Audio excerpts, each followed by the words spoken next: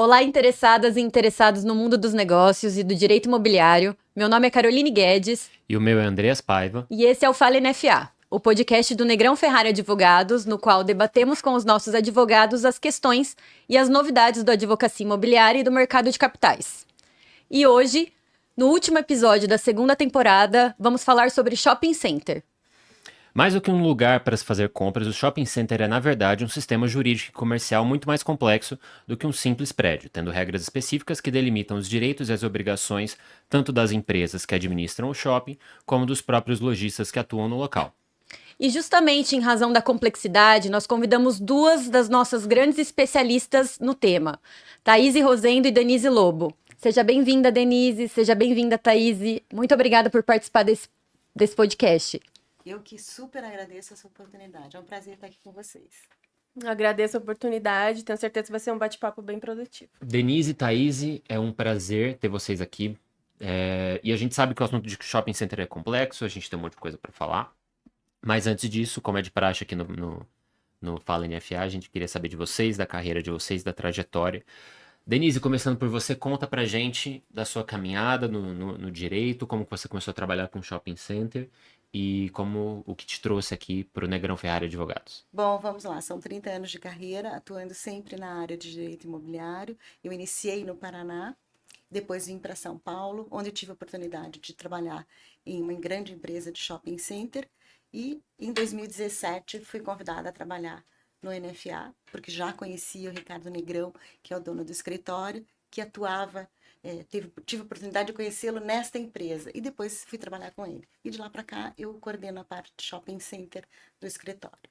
Denise, é um prazer ter você no escritório, a gente fica muito feliz de trabalhar com você no dia a dia. E Thaís, e você? Conta pra gente da sua trajetória. Minha trajetória é um pouco mais curta que a Denise, ainda estou engatinhando aí no direito. Passei aí por algumas áreas no começo da carreira para poder me encontrar, passei em direito digital, eleitoral, recuperação de crédito estudantil, várias áreas aí, até que entrei na área de shopping center, contencioso de shopping center.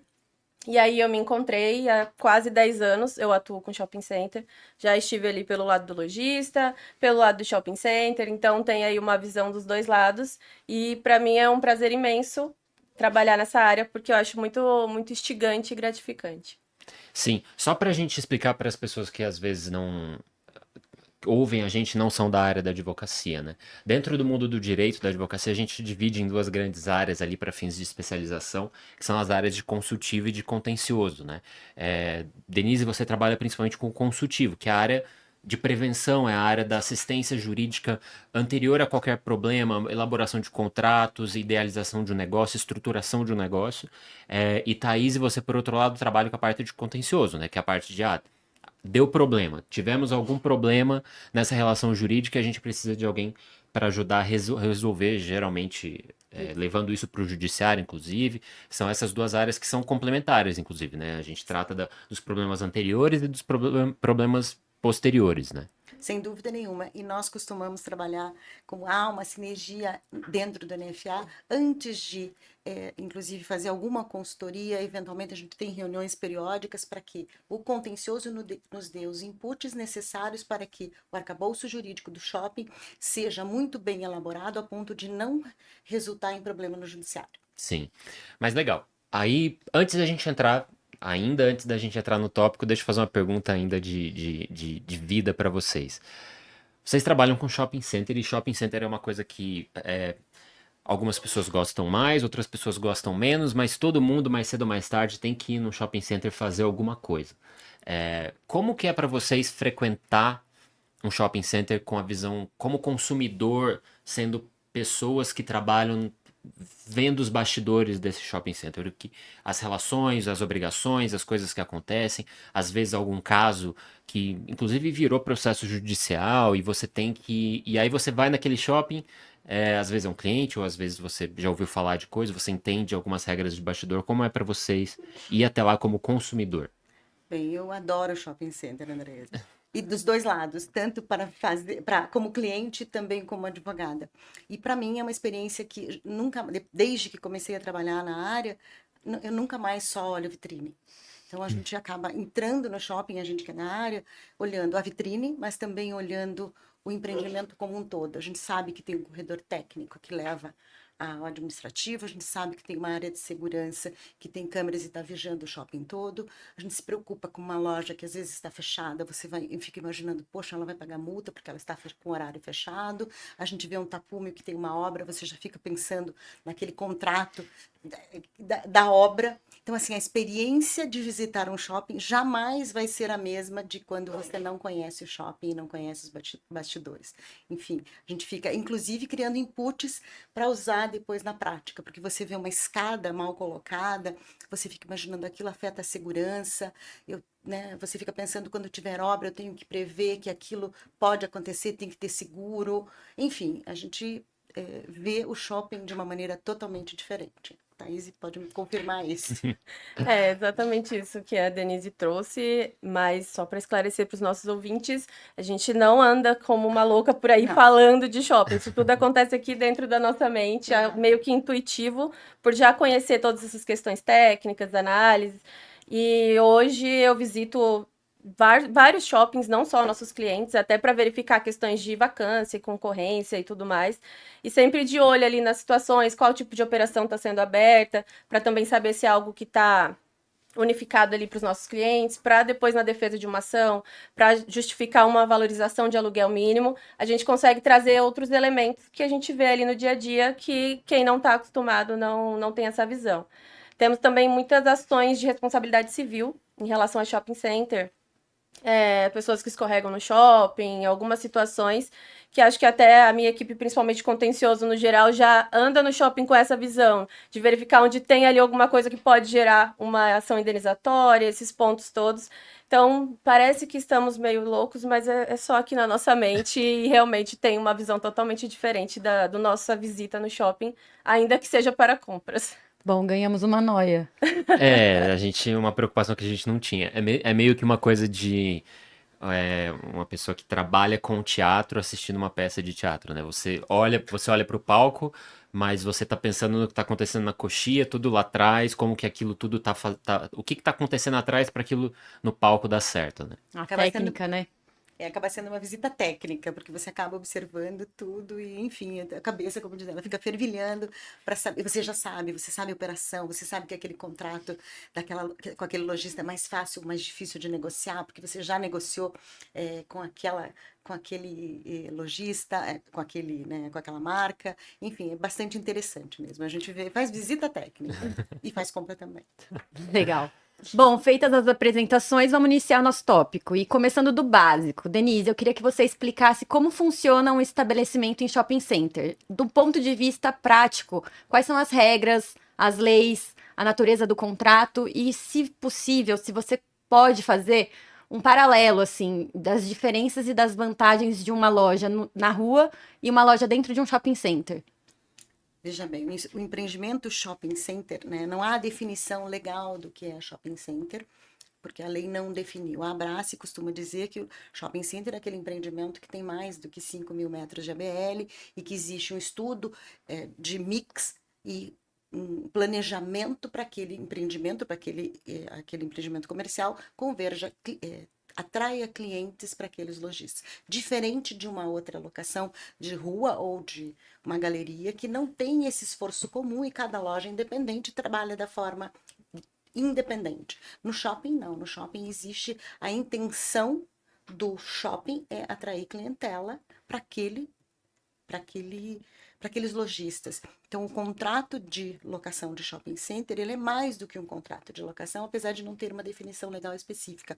Ele, na verdade, é um contrato de negócio, porque é um negócio que é feito entre o lojista e o shopping center, tá? Entre o empreendedor de shopping, ambos visando lucro, visando ganhar, visando, enfim, atrair clientela e melhorar o negócio de ambos. A gente tá falando, deixa eu ver se eu entendi. O shopping center, então, ele parte de um pressuposto de que a coordenação entre as lojas, o pensamento conjunto de como fazer toda aquela mistura, toda aquela combinação de lojas, de forma que o público de uma loja seja atraído ao mesmo tempo, no momento de fazer a compra, ser atraído por outras lojas, e isso potencializar as vendas de todos eles, fazem daquilo uma coisa muito diferente de você ter uma rua comercial, por exemplo. Uma rua comercial, existem as lojas, existe também, obviamente, o potencial de que um consumidor que vai numa loja seja atraído por outra, mas não existe essa intenção de coordenação entre essas lojas. O shopping ele tem por objetivo agregar uma série de serviços com o objetivo de que todas as lojas sejam potencializadas pelo fluxo constante de consumidores, né? Sem dúvida nenhuma, você falou exatamente isso. E a soma do empreendimento é maior do que, na verdade, individualmente de cada loja. E não só o mix do número de lojas e da diversidade de lojas, mas também um estudo de onde vai ficar cada loja, por qual corredor vai ficar, se é um corredor de serviço, ou obrigar as pessoas passarem por aquela escada rolante, chegar na frente de outras tantas lojas. Você está indo comprar um sapato, mas você passa na frente de um quiosque de sorvete e você vê a loja onde você pode comprar uma roupa, ou tem um supermercado. Quer dizer, o shopping exatamente funciona estrategicamente. Ele é pensado, é um empreendimento pensado. Sim. Para exatamente É exatamente aquela situação de você subir por essa escada rolante, aí quero ir para o próximo andar e não consigo. Preciso atravessar o shopping para pegar a próxima escada rolante do outro lado. Isso é de propósito, para que você passe no maior número de lojas possível para que você chegue no próximo andar, né? A gente estava até conversando sobre isso, né? Que você estava comentando. Isso é estrategicamente pensado, inclusive para a valorização ali das operações. A gente tem aí as famosas lojas âncoras, semi-âncoras e satélites. Então, são colocadas no shopping center de uma forma que ajude esse fluxo também, porque, em tese, as lojas âncoras é que atraem boa parte do fluxo. Então, a pessoa vem para ir naquela loja, que é uma grande loja de nome, de referência, ela vai passar por essas outras e talvez despertar o interesse dela. E aí depende também da atração daquele locatário, das pessoas que por ali circulam, né? O shopping traz esse fluxo para o empreendimento e cada lojista que vai atraindo, mas coloca de uma forma planejada para que haja essa circulação de pessoas e essa possibilidade de acesso a várias lojas. E para os nossos ouvintes que não são do mundo de shopping center, explica o que é loja satélite e loja âncora. Quer falar? Loja âncora são aquelas que ancoram o negócio, no sentido de serem maiores. Elas são maiores, com uma referência, por exemplo, uma Riachuelo, uma C&A, um grande supermercado, grandes marcas, elas tem uma área, né, uma área locável maior, e elas realmente atraem mais público. Essa é a âncora. Semi-âncora é uma loja até menor em termos de espaço, mas que tem um grande potencial de atração de público. Hoje não, mas até um tempo atrás, as grandes livrarias que ficavam em shopping, elas até não eram âncora, porque não eram tão grandes, mas elas semi-âncoras. E hoje até não temos mais quase que livrarias em shopping, mas tem lojas de esportes que são grandes e também atraem. Satélites são todas as outras que ficam permeando o empreendimento. Então são lojas menores, não de menor importância, mas são menores e que em conjunto, como a gente estava falando, vão captar, na verdade, a clientela e render tanto para o lojista quanto para o shopping. E isso vai repercutir diretamente nos contratos. Essa necessidade de atrair e essa necessidade de convergir vai refletir no contrato, que tem que ser muito bem pensado para que aquele lojista que está numa loja de shopping e não numa loja de rua assuma também compromissos e obrigações que correspondam àquele empreendimento. Então é muito diferente do lojista que abre a sua porta a hora que ele quer, que ele fecha a hora que ele quer e que ele não tem obrigações com outro tipo de compromisso com terceiros. E o lojista de shopping, ele tem que se obrigar a essa regra que é favorável a ele. Então, pelo que nós estamos conversando, a instalação de shopping center ela pode ser vantajosa para ambas as partes, mas para que isso funcione, elas precisam ser responsáveis por certas obrigações, correto? Sem dúvida. Thaís, e você pode explicar para a gente como funcionam as obrigações mútuas? Claro, como a Denise adiantou aqui pra gente, são algumas obrigações, um pouco diferente aí do lojista de rua, que vai lá para a operação e funciona dentro do horário dele. O shopping tem as regras para manutenção do espaço e da atração de pessoas. Por parte do shopping, em geral, a gente tem ali as obrigações de manutenção do espaço, de atração de mix de lojas, a comercialização e organização, da forma que a gente até comentou na resposta anterior, para manutenção do espaço e da atração de pessoas, limpeza dos espaços, refrigeração, energia elétrica, segurança, estacionamento, esses pontos todos para manter a operação possível daquele locatário. E por parte dos locatários, tem toda a questão ali de normas de convivência, de organização de vitrines, de exposição, de uniformização dos funcionários, para identificação também fácil das pessoas A para questão do serem horário de atendidas. funcionamento também. O horário de funcionamento, que aí tem a regra do shopping, dificilmente vocês vão encontrar no shopping lojas fechadas no horário de funcionamento, porque tem ali uma regra, e vai ser buscado se acontecer alguma coisa para manutenção. E como funciona, por exemplo, em época de festa, assim? Você tem um momento em que, por excelência, é um momento em que o comércio fica mais aquecido, o shopping, por óbvio, vai querer ampliar, por exemplo, o horário de funcionamento, ou trabalhar em horários de feriado mesmo, ou talvez em horários que não funcionaria. Essa coordenação, ela é feita em conjunto com os lojistas têm que se submeter a esses horários do shopping, porque também é o que a gente está conversando. Não faria sentido que uma loja decidisse unilateralmente não abrir. Como que funciona essa conversa? Em regra, essa questão de horário vem ali prevista nas normas gerais, que o contrato de locação ele é firmado com alguns documentos que o acompanham. Normas gerais, que são regras de convivência e toda de estruturação.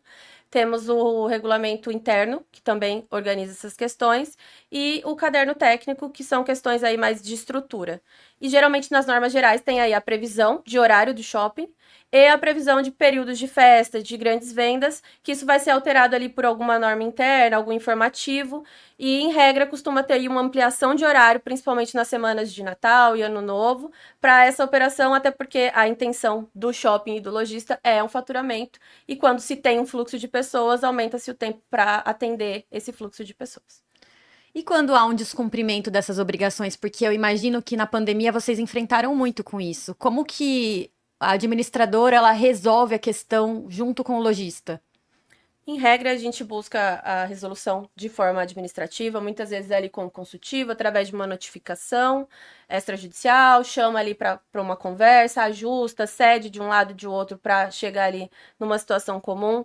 Na pandemia, a gente teve a situação de muitos shoppings, principalmente pelo fechamento, que era algo inesperado e não estava previsto em nenhum contrato, porque ninguém imaginava que isso poderia acontecer. Então, houveram ali concessões, isenção de aluguel, alguns lugares desconto depois da reabertura parcial. Então, são situações ali que tentaram ser resolvidas, mas algumas acabaram indo para o judiciário, porque a gente sabe que, ainda que sejam empresários, envolvem ali pessoas, faturamento, sentimentos, e quando a pessoa não se sente atendida, ela busca o judiciário, e aí é a hora que a gente entra para resolver aí, de acordo com os documentos e a legislação. Essa questão da pandemia especificamente, obviamente era uma questão que ninguém conseguia prever, aconteceu, e isso não tinha como estar num contrato prévio. Talvez daqui para frente esteja. Sem dúvida, agora está. Agora está, Agora está. Agora a gente mas já... até aquele momento não. Mas justamente por isso, né? Eu entendo que, eu acho, né, chuto, que o melhor jeito de evitar esses problemas futuros é trabalhar numa prevenção, trabalhar na negociação do contrato anterior, saber como é que as coisas vão ser montadas, com algum nível de previsibilidade a respeito do futuro. Denise, conta pra gente dessa parte negocial. Como que funciona essa contratação? Qual o nível de flexibilidade que existe nesses contratos? É feito um contrato padrão entre lojistas? Você comentou anteriormente em relação a lojas âncora, que talvez tenha alguma diferença. Como que isso funciona? O shopping center tem sempre o contrato padrão de shopping, para quase todos os lojistas. Claro que lojas maiores, como lojas âncoras, por exemplo, elas têm uma negociação diferente. Elas entram no shopping, até porque interessa muito mais ao shopping, elas ocupam uma área de ABL muito maior, elas pagam mais para ocupar esse shopping e, via de regra, elas negociam condições diferenciadas, seja com relação a valor ou mesmo flexibilidade. Às vezes, por exemplo, um grande supermercado ele vai abrir em horários diferentes, não menos do que o shopping, mais amplo. Um supermercado no shopping abre às 8, não às 10, como a maioria dos shoppings. Então, ele consegue negociar. Muitas das regras são negociadas, inclusive com relação a investimento de obra, né, que o próprio shopping investe para trazer aquele lojista para lá porque interessa. Então, grandes lojas costumam conseguir negociar com mais flexibilidade. E aí o contrato acaba mudando. Via de regra, o contrato é um contrato de condições gerais e um QIB. Só para explicar o que é o QIB, que é o quadro de informações básicas, e nesse quadro resumo se negocia, se colocam as condições que são diferenciadas, inclusive. deixa ali aluguel, data de início do contrato e também as regras que são, vamos dizer assim, as exceções ao contrato e as exceções às normas. Então, um grande lojista Isso, consegue negociar. isso é feito com base na ideia, da lógica do shopping, que é aquela loja. Eu dou condições diferentes naquela loja, eu flexibilizo alguma parte da negociação, porque o potencial de atração de consumidores vale a pena não só para aquela loja, mas como para todas as lojas que participam ali, que vão ter consumidores que vão se interessar pelos produtos dela, muito embora tenham ido ao shopping para ir na loja âncora, né? Tem Sem dúvida esse nenhuma. cálculo. Sem dúvida nenhuma, sem dúvida nenhuma. É justamente esse poder de atração que aquele lojista, que aquela marca tem, fornece a ele esse argumento maior para negociar com o shopping em condições diferenciadas. Entendi. Então, mas vamos lá, nessa negociação você estava falando da questão do quadro resumo, da questão que é pensada, essa flexibilização e tudo. Eu imagino que o centro dessa negociação se dê em relação aos custos da locação, né? É o que o lojista vai ter que pagar para estar ali. Quais são os custos envolvidos? Eu acho que a Thaís comentou alguma coisa sobre, não só sobre aluguel, mas também fundo de promoção. Existem outras verbas que compõem esses custos, né? Quais são elas? Como que funciona essa Veja bem, distribuição? existe um aluguel, né? O lojista tem que pagar aluguel, ele tem que pagar o condomínio, os encargos, né? O condomínio, que na verdade é composto pelo rateio das despesas para manutenção do empreendimento, assim como um condomínio num edifício residencial também tem. O condômino paga aquela despesa daquele empreendimento, assim também acontece no shopping center. Existem também IPTU, que é negociado se vai pagar ou não, e o fundo de promoção, que é direcionado, como a Thaís já falou, que o shopping acaba direcionando para fazer eventos, para fazer publicidade, para atrair público, e também as despesas específicas, que na verdade é luz e água, né, energia, que ele também acaba arcando com isso. Essas são as despesas que um lojista em shopping center vai ter que arcar. E pelo que vocês estavam falando, existe alguns tipos de pagamento de aluguel, como valor mínimo, CTO. Eu queria que vocês explicassem um pouco as diferenças desses tipos de pagamento. Thaís, você pode explicar para a gente? Claro. Em regra, os lojistas, a maior parte dos contratos, né, são feitos por aluguel mínimo mensal, que é uma quantia mínima ali para garantia dessa subsistência da operação do shopping, e um aluguel percentual, que geralmente ali é sobre o faturamento bruto ou líquido, a depender da negociação comercial que foi feita com aquele locatário. E junto com esse aluguel mínimo ou aluguel percentual, o que for maior, vem todos esses itens aí que a Denise nos trouxe de condomínio, fundo de promoção e tudo mais.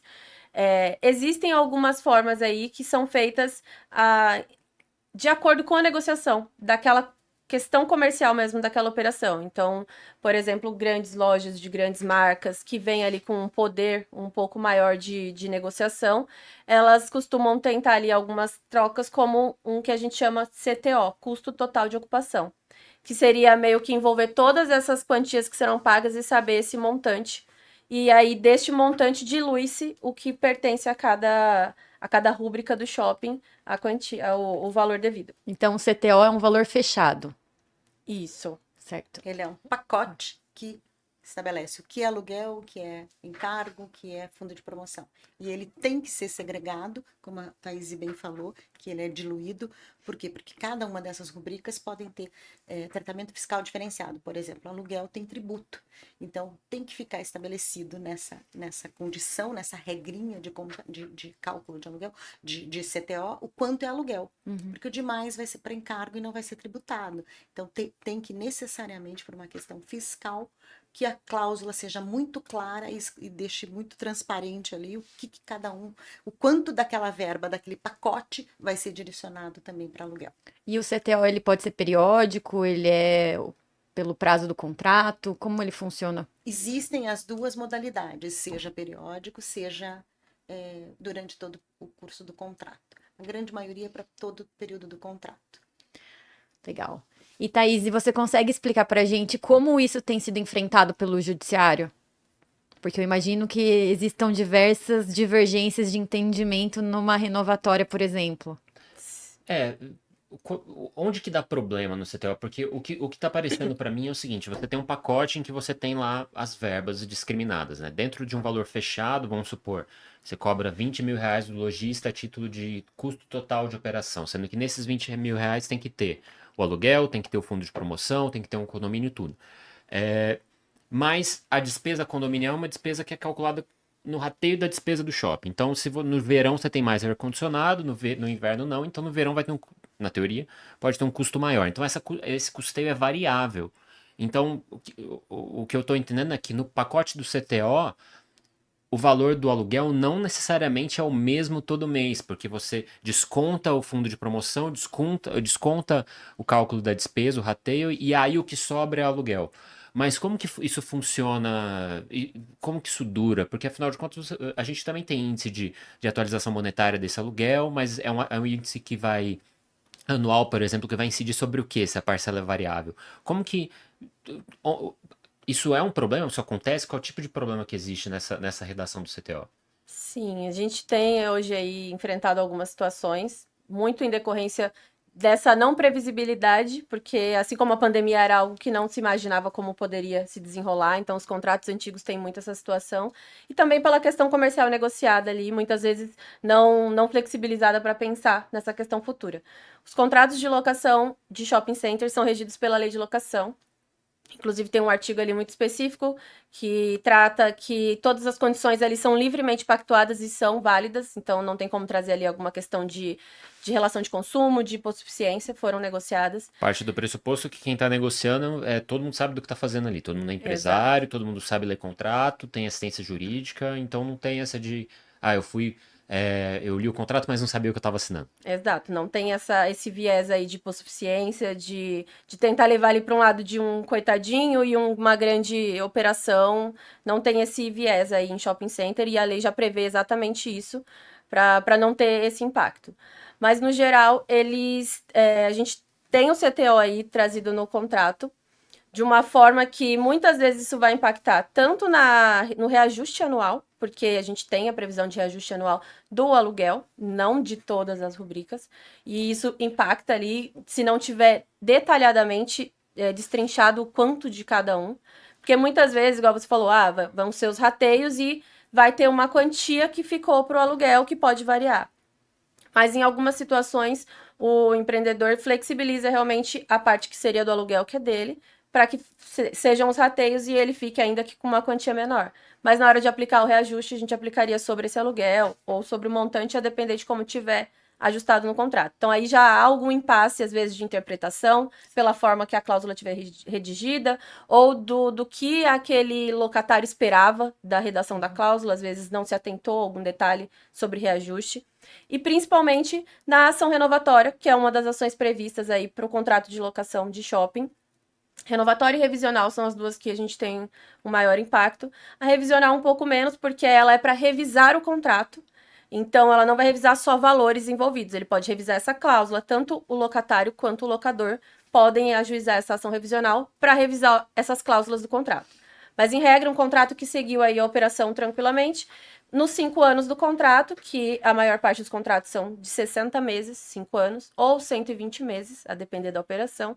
Quando dá aí esses 5 anos, eles precisam ajuizar a ação renovatória, que é uma ação que serve para apurar o valor do aluguel justo para aquele momento do contrato. Porque a gente fecha um contrato aí de 5 anos, como, por exemplo, antes da pandemia, tinha-se uma visão de mercado, que depois da pandemia mudou ali pela situação econômica e tudo mais. Então, a renovatória serve para isso, para trazer a renovação do contrato e também para apurar esse novo valor devido. E aí, nesse momento da renovatória, geralmente segue-se para uma perícia, que as partes trazem os valores que eles entendem devido, tanto pedido de majoração, manutenção ou redução do valor do aluguel.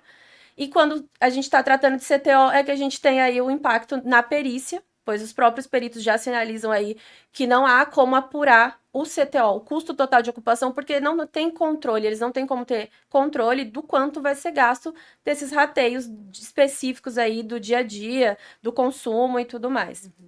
E o judiciário também não vai decidir um valor, porque isso tiraria o equilíbrio do contrato, porque é uma questão de consumo e pagamento, e rateio, então não tem como eles apurarem. E aí a gente acaba ficando no impasse judicial dessa questão do CTO, pois apura-se aluguel mínimo. E aí precisa entender como aplicar isso no contrato para essa nova cobrança desse novo período.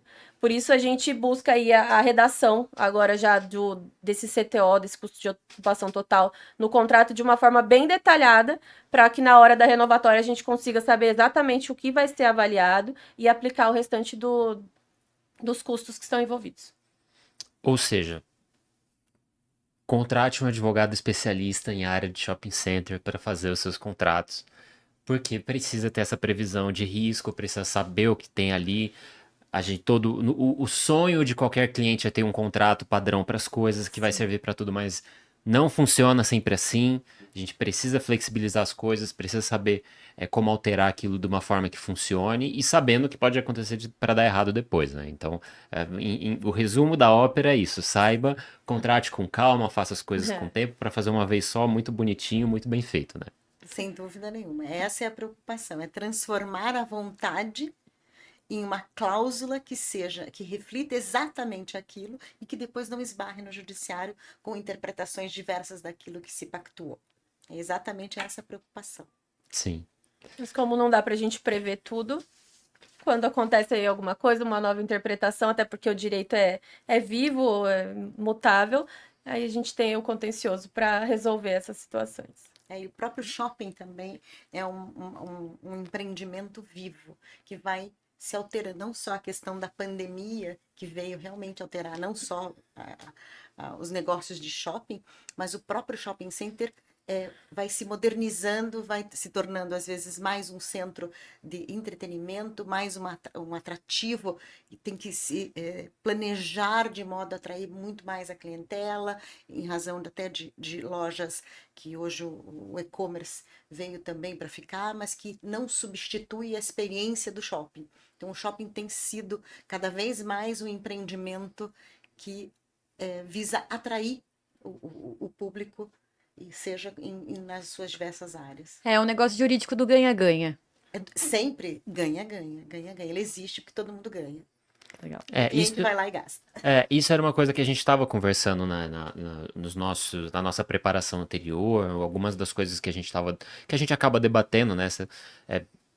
Esse boom do e-commerce, que foi também uma coisa catalisada pela pandemia, as pessoas não podiam sair de casa, as lojas de rua ou de shopping não estavam abertas, todo mundo, o que majoritariamente foi via online, a gente comprava coisa na internet, isso também criou uma certa... aumentou as plataformas de e-commerce e a gente também criou um certo hábito de fazer essas compras online,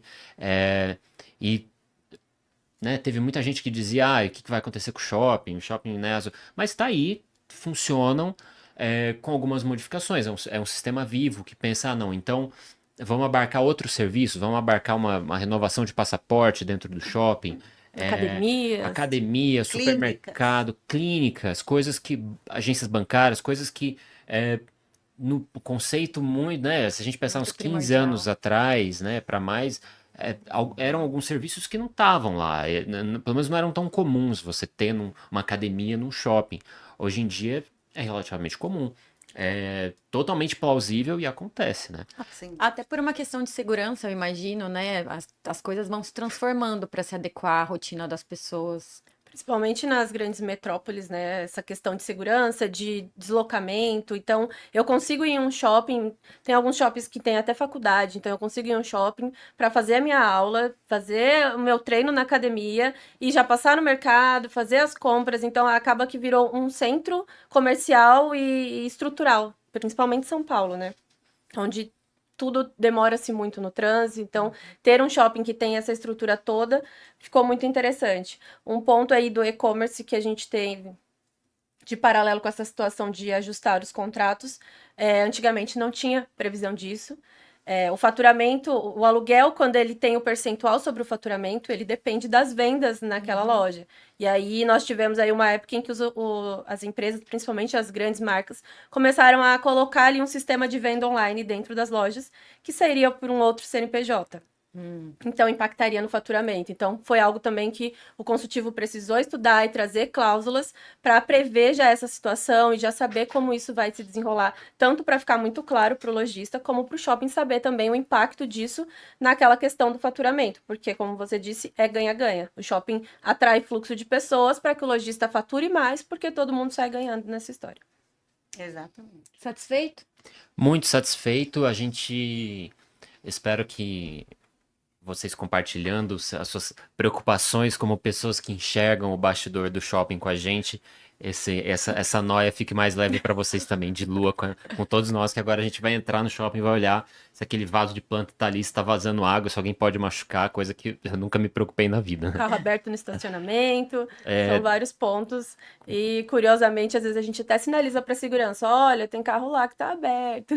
A gente Aí, ó. Para evitar, né? Prevenção. A gente já avisa para tentar evitar Porque você isso. imagina o trabalho, o problema que vai dar depois, só o fato daquele carro tá aberto ali. Então de repente já sinaliza aconteceu alguma alguém. coisa. Sem dúvida nenhuma, a gente já acaba sendo fiscal ali, é um empreendimento, ainda mais quando a gente vai em shopping que são de clientes, que a gente trabalha, a gente já fica ali ajudando, a gente já tem vontade de ir lá, vem cá, vamos fazer diferente, vem aqui. A gente fica bastante preocupado e também observa a concorrência para dar inputs para os nossos clientes e usar isso para o nosso contrato e também para Nosso como dia a lidar dia. isso no nosso dia a dia. É como se vocês fizessem parte da administração do shopping center, né? A gente acaba fazendo. O jurídico é uma ferramenta bastante importante para o shopping e a gente tem clientes e a gente consegue dividir bastante isso. A nossa experiência é bastante rica, porque a gente acaba tendo uma troca muito grande entre o jurídico e as outras áreas, justamente para que saia no contrato aquilo que eles querem. Enfim, é bastante interessante a nossa visão e a deles, entender a deles, porque a gente tem que fazer o negócio acontecer. Bom, temos um episódio. Denise e Thaís, muito obrigada mesmo por participar do Fala NFA. A gente sabe que o final do ano é corrido, mas foi uma honra aprender com vocês tanto sobre shopping center. E fica aí o convite para novas conversas. Muito obrigado também. Vou, renovar o agradecimento da Caroline. Foi um prazerzão ter vocês aqui. A gente sabe que enfim, a correria que é mesmo. Muito obrigado. Foi um prazerzão. É uma honra estar aqui com a Carol, Andressa, aqui a gente está muito feliz de estar aqui com vocês e, enfim, dividir isso e fechar esse ano e que o ano que vem seja bastante promissor para os shoppings, para os clientes, para vocês, enfim, que a gente possa ter um ano renovado aí com bastante energia para o ano que vem. Sim. Agradeço a oportunidade, o convite. Sempre bom conversar com amigos, a gente fica aqui mais leve. E falar sobre shopping, pelo menos eu acho que pra gente aqui é sempre muito prazeroso, porque é a nossa realidade há muitos anos e é algo que a gente gosta muito de tratar. Então, sempre que quiserem falar sobre shopping, estamos à disposição. Iremos, hein? Você que nos ouve, o nosso mais um muito obrigado. O Fala NFA é um programa do Negrão Ferrari Advogados, produzido pela minha colega aqui do lado, Caroline Guedes, apoiado pelas nossas sócias Ana Carolina Tabit e Paula Veide. Esse é o último episódio da segunda temporada do Fala NFA. Foi um prazer estar aqui, fazer esse programa, conversar com vocês, trazer um pouco do mundo do direito imobiliário. A gente queria agradecer também os nossos colegas Marina Bispo e José Lucas Trigueiro, que trabalham na equipe do podcast com a gente, bem como aqui os nossos colegas do Otimize Studios, que é onde a gente grava o podcast. Muito obrigado e ano que vem a gente volta. Foi um prazer falar com vocês e além de curtir no seu tocador de podcast favorito, não esqueçam de seguir o nosso canal lá no YouTube. Um grande abraço.